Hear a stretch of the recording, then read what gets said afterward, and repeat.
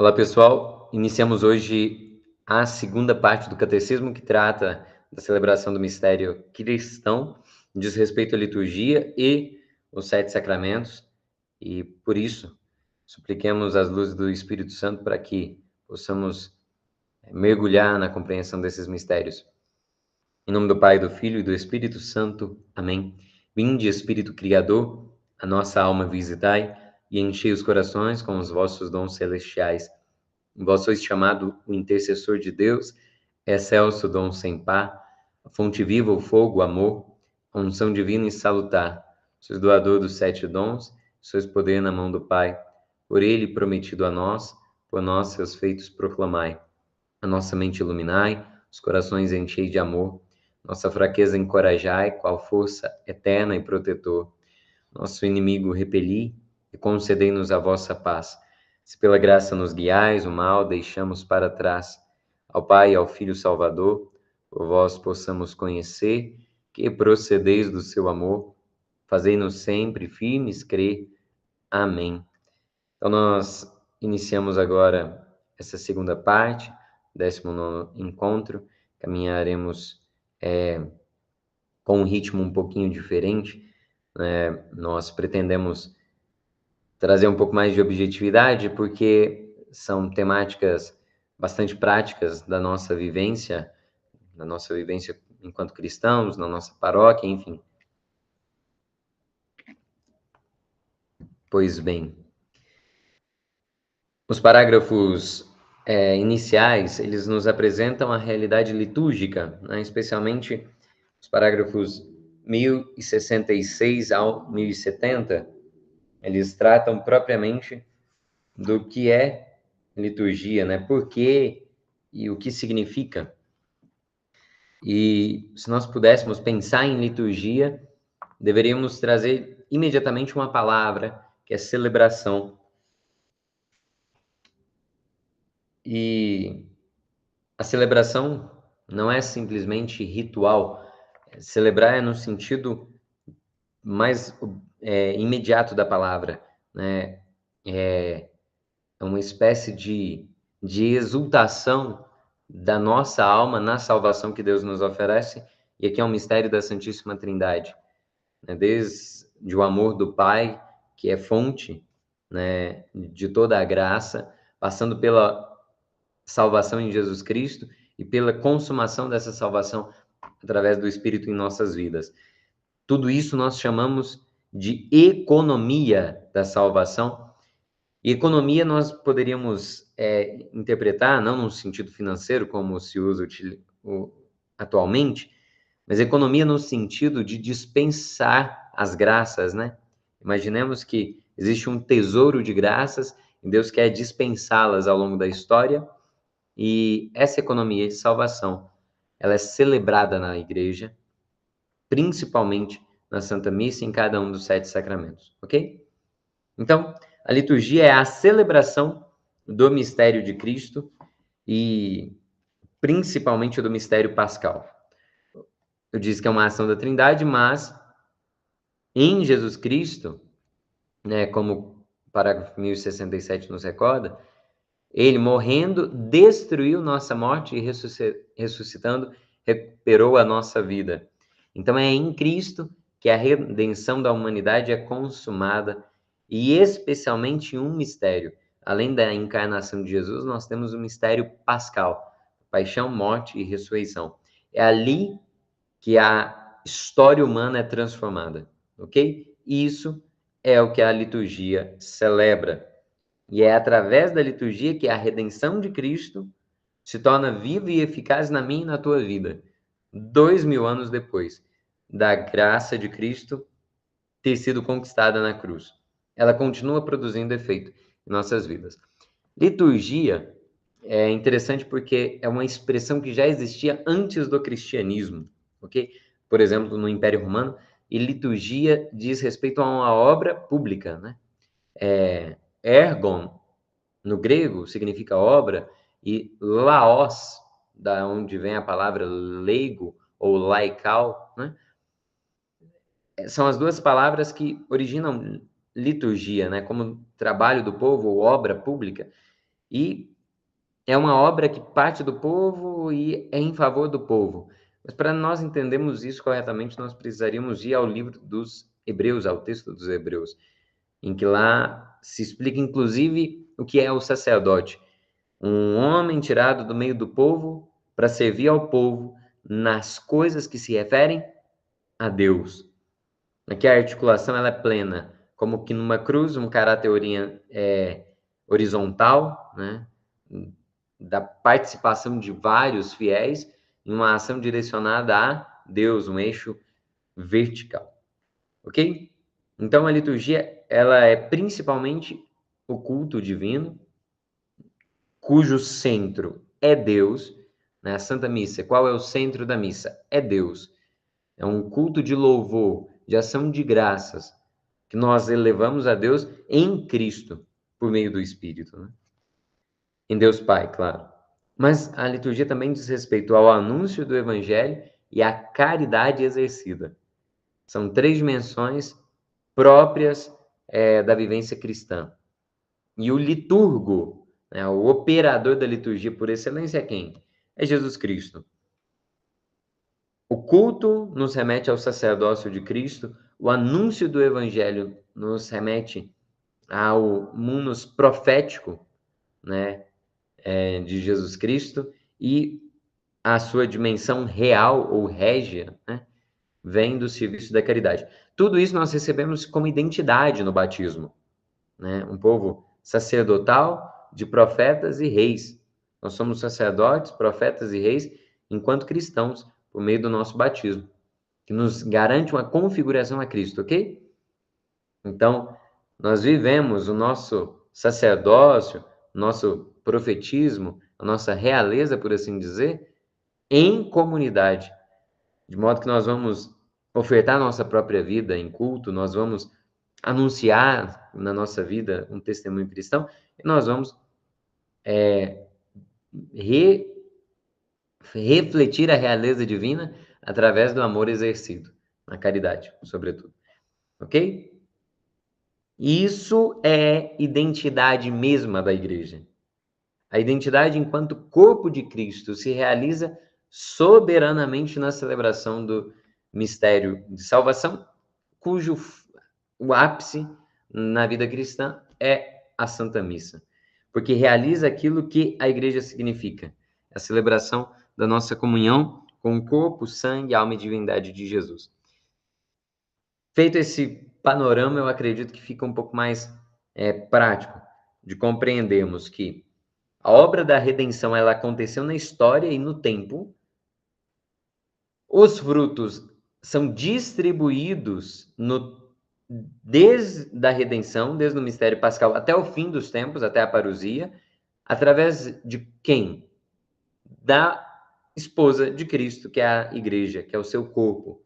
Então, nós temos o evento salvífico, nós temos a história, que é a igreja, e que celebra essa obra de salvação. Ok? Nós conseguimos, então, entender que a liturgia articula a realidade de Cristo, cabeça, e a comunhão com o corpo. Devemos ter claro também que ela é fonte de vida, ela é expressão da nossa fé, e ocupa um caráter central, né? Por isso, o Vaticano II, ele insistentemente nos seus documentos, e especialmente na Sacrosanctum Concilium, exige que a Igreja ensine os fiéis a participarem de uma forma consciente, ativa e frutuosa, né? Não basta uma religiosidade exterior, mas a atitude interior de espiritualidade que nos permite angariar mais frutos dessa vivência.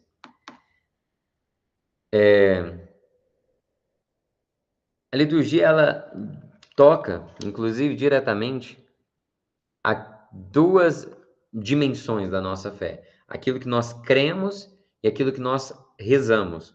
São duas dimensões do catecismo, né? Nós ainda vamos considerá-las. A doutrina, né, que nós professamos, a fé que professamos, e a última parte do catecismo, a nossa oração. Lex orandi, né, a lei da oração, é a lei da fé, lex credendi, que são expressas na liturgia. É por isso que não dá para ser cristão, né, de maneira individualista, porque a fé, a vivência, a oração são consumadas em comunidade. Vamos adiante.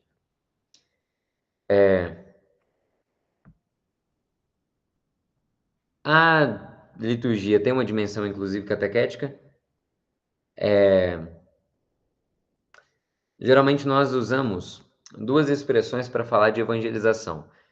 Querigma é o anúncio para um pagão, alguém que nunca ouviu falar de religião e eu vou falar pela primeira vez, eu preciso falar. Olha, existe um Deus que ama soberanamente a humanidade, mas essa humanidade tinha pecado e ele entrou na história, nos redimiu, então pela minha conversão eu posso conquistar o perdão dos pecados que ele nos oferece, enfim. Isso é querigma. Agora, depois do querigma, o fiel ele é convidado a mergulhar na vivência dessa fé. E é isso nós temos uma outra expressão que diz respeito ao mistério de Cristo, que é mistagogia. Mistagogia toca propriamente os sacramentos, a vivência dos fiéis. É por isso que a estrutura básica de qualquer celebração litúrgica, ela tem uma dimensão da palavra. Geralmente os sacramentos começam com uma liturgia da palavra, para depois uma liturgia própria. No caso da missa, a liturgia eucarística. No caso da confissão, eu tenho ali a absolvição dos pecados. No unção dos enfermos, eu tenho a administração do óleo, enfim. Isso tudo nós chamamos de mistagogia. É a primeira parte que toca a palavra, as Sagradas Escrituras, é espaço de catequese, é espaço de anúncio. Mas vamos adiante. Vamos então mergulharmos propriamente no que é a economia sacramental. Eu disse que tocava a realidade da igreja, porque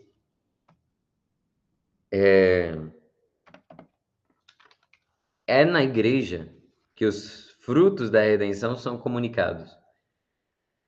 Então, se alguém, podendo ser católico, rejeita a igreja católica, não tem como essa pessoa, essa alma, colher os frutos da salvação. Né? Mas o catecismo nos recorda que tudo isso começa através de Pentecostes, né, uma efusão do Espírito, em que a igreja ela se manifesta, e desde então até o fim dos tempos é ela a responsável por anunciar Cristo e comunicar os frutos da sua graça. Dito de outro modo, a igreja é o canal da graça para as nossas vidas, de modo que assim, por meio da igreja, acontece aquele processo que nós chamávamos de divinização, que é fascinante, né? Do homem se configurar a Deus, não por natureza, porque só Deus é Deus, né? Mas por graça recebemos a vida divina. Capítulo 1, Mistério Pascal no tempo da Igreja. Artigo 1, a liturgia como obra da Santíssima Trindade. E aqui nós vamos considerar, né, especialmente nesses próximos parágrafos, que toda a ação de salvação, ela tem origem no Pai e a finalidade no Pai. Isso se expressa propriamente na vida de nosso Senhor Jesus Cristo.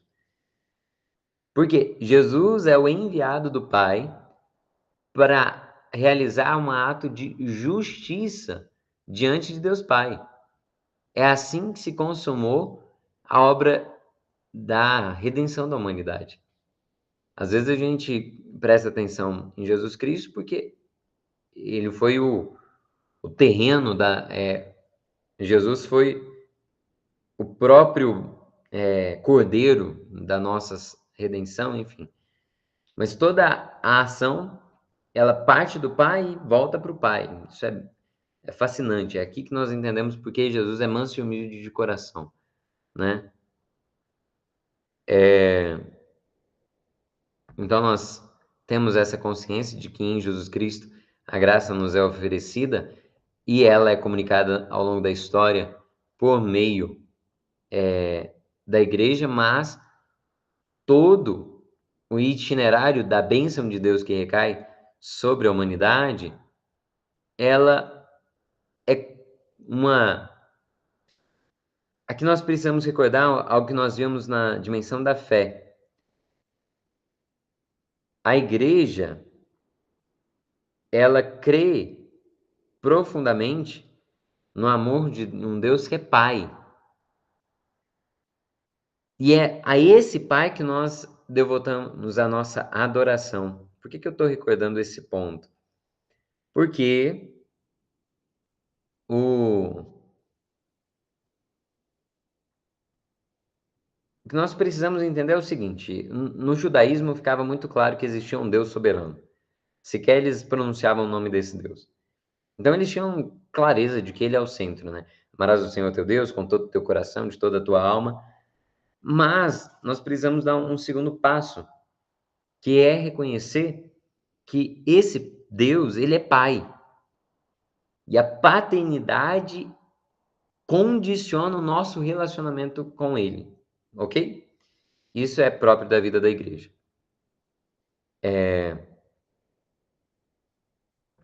E esse Pai nos presenteia com bênçãos espirituais, né? É isso que nos é apresentado nesses primeiros parágrafos. São Paulo fala abundantemente disso, o Evangelho fala disso. Agora nós podemos considerar então a obra de Cristo na liturgia, e especialmente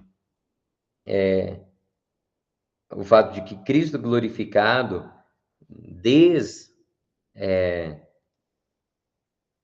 de sua ascensão, ele permanece na igreja, né? Então Cristo, sentado à direita do Pai, ele e o Pai nos ofertam o seu Espírito e comunicam a nós que somos a sua igreja. De modo que pela igreja, Jesus ele continua agindo. E aqui nós precisamos ter clareza de uma definição. Sacramento é um sinal sensível de uma graça invisível. Não sei se no nosso estudo de catecismo já tínhamos chegado a essa realidade, mas todo sacramento é um sinal visível de uma graça invisível. Exemplo, quando a gente vai batizar uma criança, qual que é o sinal visível? Água derramada na cabeça da criança, ou do adulto, que seja. O sinal visível é a água que vai ser infundida naquela pessoa, ou a pessoa vai ser mergulhada na água. Mas o que que esse é o sinal sensível, a gente vê, toca o nosso sentido. Qual que é a graça invisível? Aquela criatura que era um pagão até então se torna filho de Deus.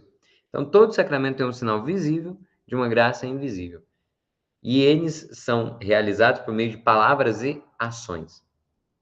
Pense em um sacramento. Um matrimônio. Eu tenho lá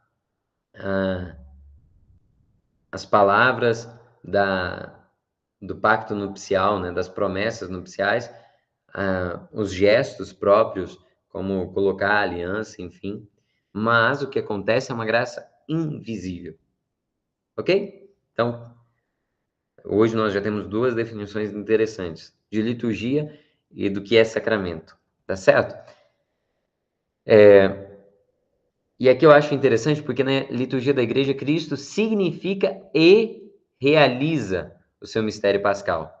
Então, quando nós falamos que a missa é um memorial da paixão, morte e ressurreição de Jesus Cristo, por exemplo, mas com a centralidade no sacrifício, nós não estamos falando que aquilo ali é uma espécie de teatro.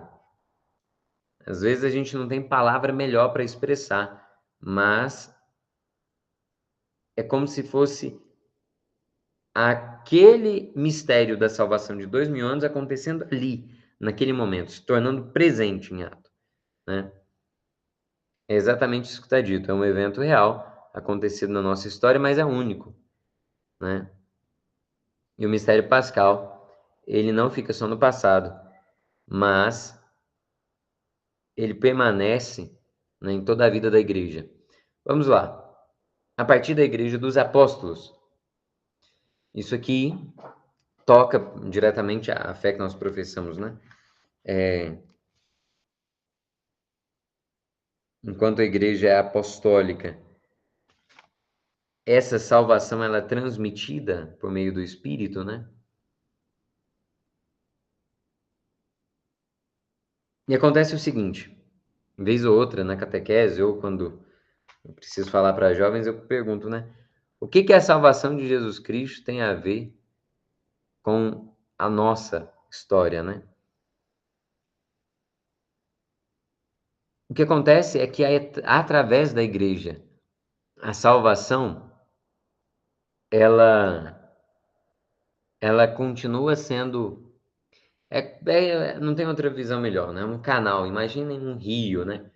O manancial da graça que brotava da cruz, ele vem jorrando nesse grande rio ao longo da história, que é a igreja. Nós dizemos que é a continuação de Cristo na história, né? Isso, sobretudo, através daqueles homens que foram ordenados e que vão transmitindo a instituição da ordem, do sacramento da ordem. Isso ao longo da história. Os papas, né, os bispos, os padres, enfim. A liturgia, duas dimensões da liturgia, né? A liturgia celeste e a liturgia terrestre. E a esse respeito, é claro, nada melhor do que a leitura do Apocalipse, né, para entendermos de onde vem, né, tantas ações, hinos, né, todo o mistério que às vezes a gente tem na própria liturgia, que pretende ser um reflexo da liturgia celeste, uma antecipação da liturgia celeste, né? Então, Cristo que está presente na igreja, sobretudo nas ações da liturgia, ações litúrgicas, né, permite que, através de cada celebração e por meio dos seus ministros, aquele mesmo sacrifício de outrora se torne eficaz em nossas vidas, né? Por exemplo, quando alguém batiza, é Cristo mesmo que batiza, né? Quando se lê as Escrituras, é Cristo que se manifesta na sua palavra, e aquilo que Mateus nos recordava, né? De dois ou mais reunidos, ele está no meio de nós. Nós cremos nisso. Desde que nos entendemos por gente, é isso que nós vivemos na igreja. E assim, Deus é perfeitamente glorificado e os homens santificados. Olha,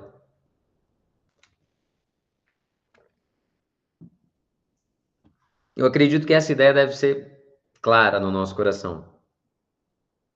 A liturgia, que é a realização da obra de Cristo, como eu dizia, ela existe com uma dupla dimensão, para a glória de Deus e para a santificação dos homens.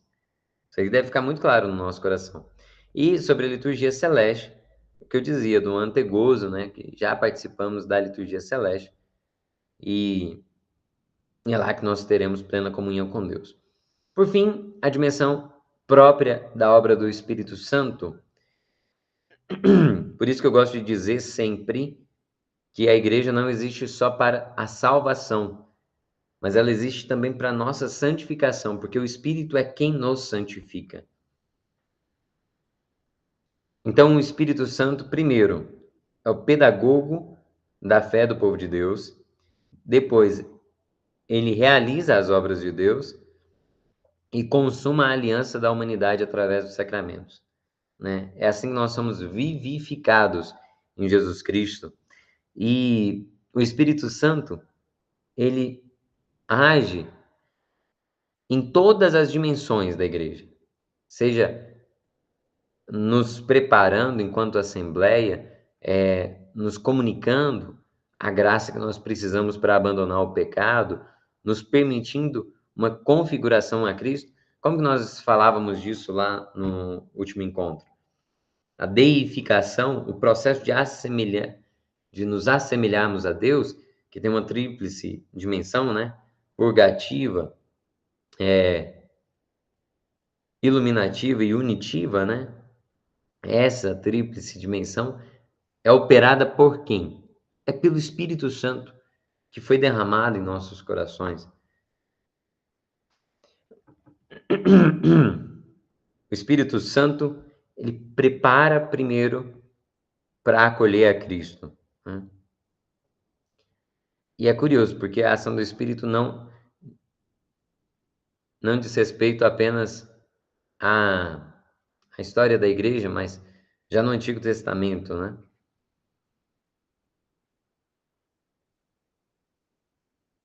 Essa recapitulação ela é importante.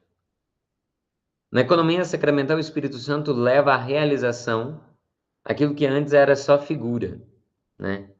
Visto que a igreja de Cristo estava admiravelmente preparada no povo de Israel e na antiga aliança. Ou seja,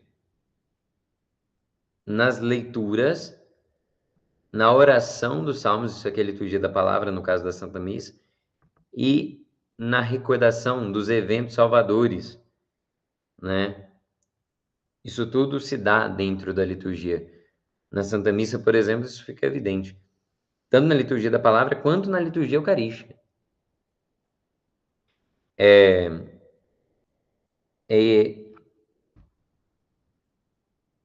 Aqui nós temos uma leitura do Antigo Testamento que é o seguinte: Cristo, no Antigo Testamento, ele estava presente de modo latente. E no Novo Testamento, Jesus Cristo fica presente de um modo patente, né? Essa é uma expressão que aparece na Dei Verbum. Latente e patente são duas modalidades, por assim dizer, para a gente dizer. No Antigo Testamento, o Novo ele já aparece, só que sob um véu. E no Novo Testamento, o Antigo é plenamente revelado. Enfim, é a unidade do plano de salvação, que é a obra do Espírito, né? Depois nós temos a vivência ao longo da igreja, que se dá principalmente no tempo litúrgico, e nós vamos sendo inseridos numa vivência que é pedagógica. A liturgia, ela toca diretamente a nossa vida. E aqui é curioso, porque a liturgia, por exemplo, depois do Vaticano II, principalmente.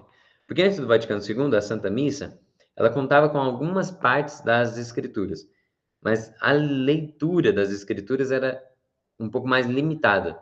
Agora, na liturgia pós-Vaticano II, nós temos a possibilidade de ler quase que 80% das Escrituras. Isso, sobretudo, se eu for à missa todos os dias ao longo de 3 anos, cumprindo, assim, aquele ciclo do ano A, B e C, e das leituras feriais, né, de dia de semana, do ano par e do ano ímpar, né? Dito de outro modo, um fiel que vai à missa todo dia, ao longo de alguns anos, provavelmente ele vai acabar lendo quase que todas as escrituras, tá certo? Ah, cara, mas não lê 100%. E não tem problema, porque tem muita parte que a gente não lê, mas que não é uma grande novidade, né? Às vezes são aquelas listas, né, imensas de famílias que aparecem no livro de Números, por exemplo, né? Ou repetições de preceitos, como no livro de Levítico, enfim, ou Deuteronômio. Seguindo,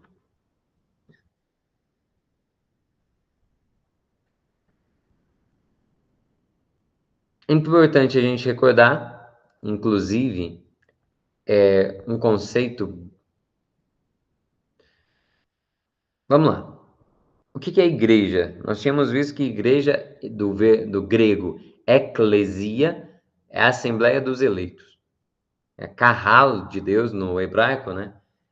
É a reunião do povo que foi convocado por Deus. Isso aqui é fascinante, porque Deus ele não quis simplesmente operar a salvação na vida de sujeitos individuais, mas ele manifesta a sua graça através de um povo. Então, quando a gente pensa na Santa Missa, qual que é um caráter central na Santa Missa? O fato de um povo sair de casa e se reunir lá no templo. Isso aqui não é detalhe.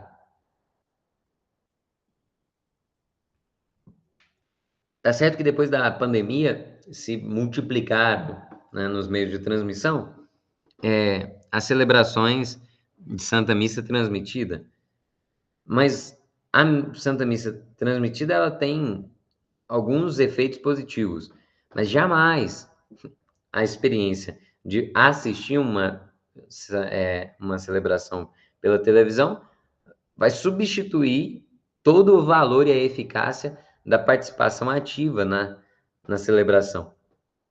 E isso é, assim, indiscutível, né? Porque às vezes passa a existir uma compreensão de que eu vou à igreja, né, só para receber os frutos ali da missa, né, para poder comungar, enfim. Não, o caráter eclesial de uma comunidade, ela se expressa no fato de ter um monte de gente reunida no mesmo lugar.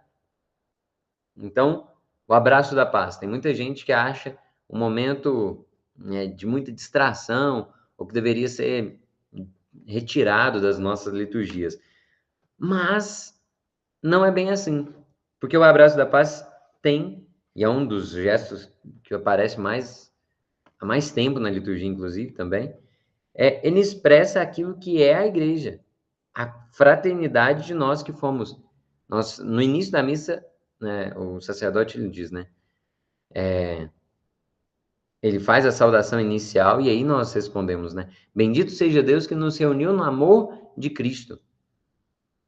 Então é em Cristo que a pluralidade se torna unidade. E eu dizia do abraço da paz porque ali você vai, né, efetivamente cumprimentar com a paz, desejar a paz de Cristo aos seus irmãos. Então, antes de ser um momento de dispersão, é um momento de manifestação dos efeitos da Eucaristia, né? De sermos todos membros de um único corpo. Enfim, fecha parênteses. Espírito Santo recorda, né, o mistério de Cristo. Sobretudo na Eucaristia nós percebemos que é o memorial do mistério da salvação, e isso só se dá por meio do Espírito Santo. Isso se dá, sobretudo, de maneira privilegiada na Palavra de Deus. Por isso, a, a liturgia da Palavra, né, e as Sagradas Escrituras, elas têm um aspecto de centralidade mesmo na nossa vivência. E é curioso porque existe uma palavra exterior que é pronunciada, mas existe uma palavra interior, que quem convence os corações é o Espírito Santo. Então, enquanto nós estamos ouvindo um diácono, um sacerdote proclamar o Evangelho, lá dentro de nosso coração é o Espírito Santo quem nos fala. E, além do anúncio, né, e dessa manifestação de comunhão na fé, nós temos uma parte interessante dentro de cada liturgia, que é a anamnese. Vamos lá. A anamnese geralmente uma expressão que a gente usa para recordar a ação de Deus na história. Então, isso aparece sobretudo na liturgia eucarística, né? E em que parte que isso fica mais evidente? Quando, no fim da consagração, tendo já consagrado o pão e o vinho, o sacerdote diz, né? Mistério da fé. Esse mistério da fé é o que nós fazemos em memória de Jesus Cristo. Lembra que na Quinta-feira Santa Jesus disse, né? Fazer isto em memória de mim? Então, a anamnese tem um pouco de recordação, de fazer memória. Mas fazer memória não é lembrar do fato do passado como num teatrinho, por isso que eu tinha dito. Mas tornar presente agora. E depois, existe uma outra expressão, né? que em ação de graças e louvor, em grego, nós usamos o termo doxologia, quando nós vamos ofertar todo esse sacrifício de louvor ao Pai, por Cristo, com Cristo e em Cristo. A vós, Deus Pai Todo-Poderoso, toda honra e toda glória, né? Esse momento a gente chama de doxologia, né? Doxo, em grego, é glória, né? Dar glória, dar graças a Deus. Doxa é uma outra palavra também que aparece em grego, mas aí é opinião, né? Enfim, doxologia diz respeito à glória. O Espírito Santo, aí outra palavrinha perigosa, né? Atualiza o mistério de Cristo. Atualizar não significa que alguma coisa tinha se tornado antiquada, né? Ou ultrapassada e precisa ser atualizada. Não, não é isso. É no sentido de pegar uma coisa que existia em potência e torná-la ato. Enfim, isso aqui é filosofia, né? Mas atualizar é nesse sentido de tornar a coisa viva no agora. Isso aqui eu já falei bastante, né? O mistério pascal, quando ele é celebrado, ele não está sendo repetido, mas as celebrações são o espaço da efusão daquele mesmo mistério. Então, quantas obras de salvação aconteceram? Uma. Quantos mistérios pascais? Um mistério pascal. Mas em cada celebração ele é presentificado, ele é atualizado. Isso por obra do Espírito Santo. Quando nós invocamos o Espírito Santo, principalmente o ministro invoca o Espírito Santo, nós chamamos de oração de epiclese. Sabe quando o sacerdote, na hora da consagração, ele iniciada, né, depois do prefácio, depois do santo, ele fala: santificai, ó Pai, estas oferendas. E ele estende a mão sobre aquelas oferendas. Aquele momento nós chamamos de epiclese. Epi, em grego, é sobre, né? Epiderme, por exemplo, né? Aquela camada superior da pele. Então, epiclese é a invocação sobre, a invocação do Espírito. É o Espírito que realiza a transformação daquelas oferendas em corpo, sangue, alma e divindade, né? É o que nós encontramos aí, o catecismo nos afirma. Então, juntamente com a anamnese, a epiclese está no cerne da celebração sacramental, mais especialmente na Eucaristia, né? 1106, essa é uma citação de São João Damasceno, né? Perguntas: como o pão se converte no corpo de Cristo e o vinho em sangue de Cristo? E respondo-te: o Espírito Santo irrompe e realiza aquilo que ultrapassa toda a palavra e todo o pensamento. Basta-te saber que isso acontece por obra do Espírito. Do mesmo modo que a Santíssima Virgem, pelo mesmo Espírito, na Santíssima Virgem, o Senhor assumiu a nossa carne. Impressionante como que os padres da igreja, eles são fascinantes, né? São João Damasceno expressa isso em uma obra chamada A Fé Reta, né? Ou De Fide Ortodoxa. E aqui ele diz o seguinte: do mesmo modo que o Espírito Santo realizou a encarnação do Verbo no seio virginal de Maria, e ali a nossa natureza foi assumida, ele realiza em cada Santa Missa. E aquelas espécies do pão e do vinho são assumidas. Isso torna o corpo, sangue, alma e divindade de Jesus. Isso é fascinante, né? A comunhão do Espírito Santo a comunhão é uma dimensão bastante clara, né? Quando nós pensamos em João 15, né? O Espírito Santo é como a seiva da videira do Pai que produz os seus frutos, os ramos.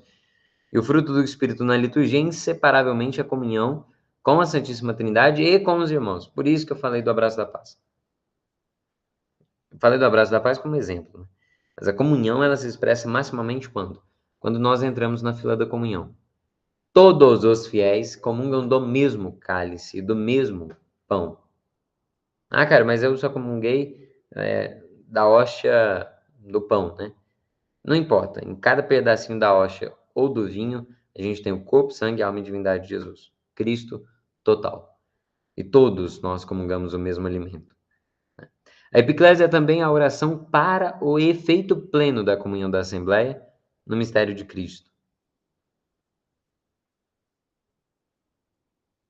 Resumindo, na liturgia da igreja, Deus Pai é bendito e adorado como fonte de todas as bênçãos, da criação e da salvação, com as quais nos abençoou em seu Filho, para dar-nos o espírito de adoção filial. Olha aí, isso aqui é um resumo da nossa fé. Por quê? Existe uma continuidade entre o plano da criação e o plano da salvação. A liturgia sacramental é, então, o mistério da dispensação das graças salvíficas no corpo místico de Cristo, que é a igreja, por meio dos sacramentos, né, que são realizados em palavras e ações. E o que é o sacramento? Sinal visível de uma graça invisível. E também o Espírito Santo, ele realiza tudo isso através da vida da igreja. Eu acredito que, por hora, nós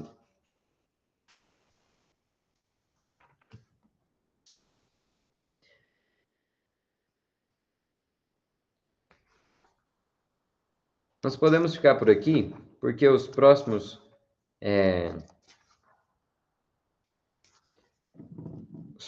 tópicos sobre o mistério celebrado mesmo, né? Vamos apenas... Não, nós encerramos por aqui, porque se nós iniciarmos a consideração do mistério pascal, nós estamos falando diretamente dos sacramentos e não convém acelerarmos essa parte. Tudo bem? Então nós concluímos o nosso estudo de hoje por aqui e no 20º encontro nós passamos toda a realidade sacramental e iniciamos esse estudo propriamente dito.